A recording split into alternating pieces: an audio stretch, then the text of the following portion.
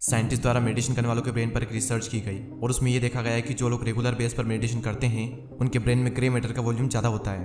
अभी grey matter क्या होता है? देखो, हमारा जो ब्रेन होता है वो मेनली दो टिश्यूज मिलकर बना होता है, जिसमें 60% पार्ट व्हाइट मैटर का होता है और 40% पार्ट ग्रे मैटर का होता है। और इसी 40% पार्ट में हमारे ब्रेन के ज़्यादातर न्यूरॉन्स होते हैं। और ये ग्रे मैटर हमारे ब्रेन का वो पार्ट है जो कि रिस्पॉन्सिबल होता है memory, decision making, self control. और इंसानी दिमाग में ग्रे मैटर जितना ज़्यादा रहेगा हमारा ब्रेन उतना ही ज़्यादा जवान रहेगा, आपकी मेमोरी तेज होगी और हम बेटर डिसीजन ले पाएंगे। देखो, हमारे ब्रेन में न्यूरॉन्स के कनेक्शन से बहुत सारे नेटवर्क्स बनते हैं और इन्हीं में से एक नेटवर्क है DMN, डिफॉल्ट मोड नेटवर्क। और ये जो नेटवर्क होता है ये हमें प्रेजेंट के बारे में सोचने नहीं देता है और पास्ट और फ्यूचर के बारे में सोचने पर मजबूर करता है। यानी कि ये जितना कम एक्टिव रहेगा हमारा फोकस एक टाइम पर उतना ही ज्यादा रहेगा, हमारी कॉन्सेंट्रेशन इंप्रूव होगी। और रिसर्च में ये भी देखा गया है कि जो लोग रेगुलर बेस पर मेडिटेशन करते हैं उनके DMN में बहुत ही कम एक्टिविटी होती है। और रिसर्च में ये भी देखा गया है कि जो लोग मेडिटेशन करते हैं उनके हिप्पोकैम्पस की कॉर्टिकल थिकनेस बड़ी होती है। हिप्पोकैम्पस हमारे ब्रेन का वो पार्ट होता है जो कि मेजर प्रोसेस जैसे कि लर्निंग, मेमोरी में बहुत इंपॉर्टेंट रोल अदा करता है। मेडिटेशन के फायदे के बारे में अगर हम बात करने बैठेंगे तो 2 घंटे हो जाएंगे और वो मुझे आपको बताने की जरूरत बिल्कुल भी नहीं है। इस वीडियो का मेन पर्पस ये है कि मैं आपको कुछ ऐसे मेडिटेशन के बारे में बताऊंगा जिससे कि आपका माइंड बहुत ज्यादा शार्प हो जाएगा, आपकी अवेयरनेस, आपकी मेमोरी बहुत ज्यादा बढ़ जाएगी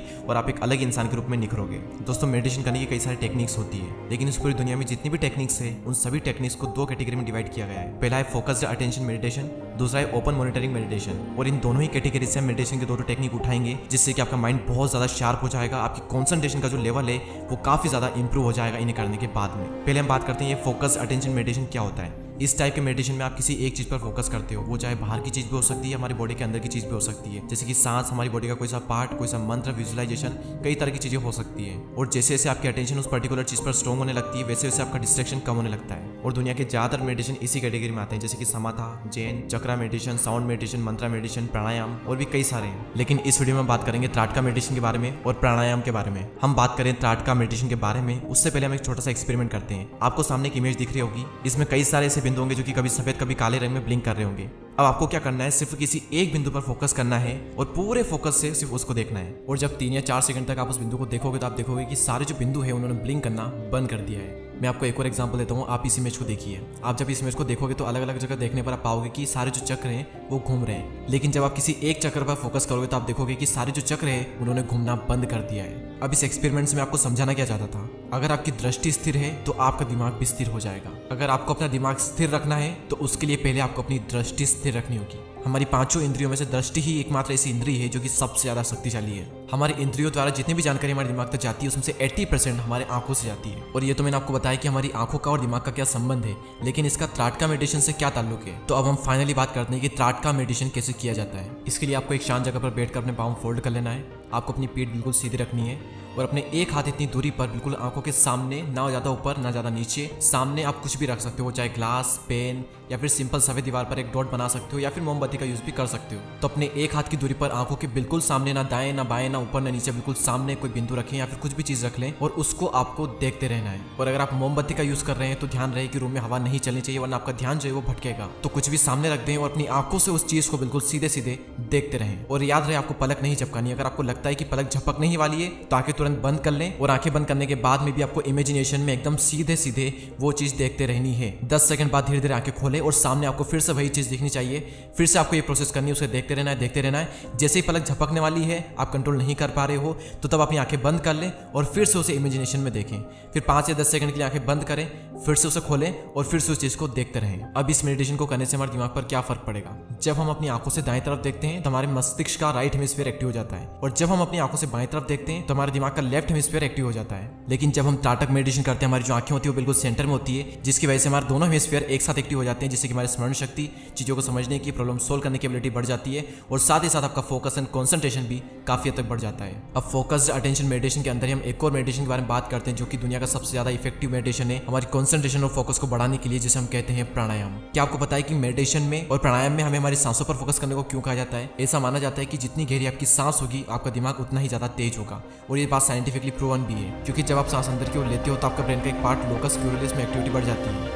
और जब आप सांस छोड़ते हो तो आपके लोकस कोरिलेस में एक्टिविटी कम हो जाती है। इसी तरह जब कोई इंसान छोटी छोटी सांसें लेता है तो ब्रेन का यह जो पार्ट है ये हाइपर एक्टिव हो जाता है, जिसके चलते हमारे ब्लड में नॉन एड्रेनल हार्मोन रिलीज होने लगता है और आपका हार्ट रेट और स्ट्रेस लेवल बढ़ने लगता है, जिसके चलते ब्लड में कोर्टिसोल की मात्रा बढ़ जाती है। और कोर्टिसोल एक स्ट्रेस हार्मोन है और इसका हमारे ब्रेन पर बहुत ही बुरा इफेक्ट पड़ता है, क्योंकि ये कई सारे न्यूरॉन्स को डैमेज कर देता है जो कि बहुत ज्यादा रिस्पॉन्सिबल होते हैं याददाश्त और लर्निंग के लिए। और वहीं दूसरी ओर जब आपकी सांसें लंबी और गहरी होती है तब आपका ब्रेन लिमिटेड अमाउंट में नॉन एड्रेनल हार्मोन रिलीज करता है, जिससे कि आपका हार्ट रेट और स्ट्रेस लेवल नॉर्मल रहता है और आपके ब्लड में कोर्टिसोल हार्मोन रिलीज नहीं होता है, जिससे कि आपके ब्रेन के जो न्यूरॉन्स है वो डैमेज नहीं होते हैं और आपका ब्रेन धीरे धीरे और ज्यादा शार्प होने लगता है, आपकी याददाश्त स्मरण शक्ति बढ़ने लगती है। अब यहाँ पर सवाल आता है कि प्राणायाम करने का सही तरीका क्या है, प्राणायाम किया कैसे जाता है। सबसे पहले आपको कंफर्टेबल होकर बैठ जाना है। शुरुआत में आपको नॉर्मल जैसे आप सांस लेते हो वैसे ही लेना है। उसके बाद में आपको थोड़ी लंबी सांसें लेना है और फिर आपको ऐसी सांस लेना है जिससे कि आपका पेट और आपका जो चेस्ट है वो दोनों एक्सपेंड हो जाए। ऐसा करने से आपके ब्लड को सफिशिएंट अमाउंट में ऑक्सीजन मिल जाती है और आपका ब्लड प्रेशर और हार्ट रेट दोनों ही नॉर्मल हो जाएंगे। तो आपको एक लंबी गहरी सांस लेनी है, 5 सेकंड तक उस सांस को होल्ड करना है, उसके बाद में धीरे धीरे उसे मुंह से छोड़ना है। तो प्राणायाम में आपको गहरी सांसें लेते रहना है और अपना पूरा फोकस सांसों पर रखना है। अब इससे होगा क्या, देखो हमारी बॉडी में एक नर्व होती है जिसे हम वेगस नर्व कहते हैं, जो कि हमारी बॉडी के लगभग सभी ऑर्गन से कनेक्टेड होती है और इसका हमारे ब्रेन से और गट ब्रेन से डायरेक्ट कनेक्शन होता है। तो जब आप डीप ब्रीथिंग करते हो तो ये जो नर्व है ये एक्टिव हो जाती है, जिससे कि हमारे सभी ऑर्गन तक सही सिग्नल पहुंचते हैं। तो आपका माइंड शांत और ज्यादा क्लियर होने लगता है। इसी के साथ आपकी जो गट फीलिंग है वो भी इंक्रीज होने लगती है।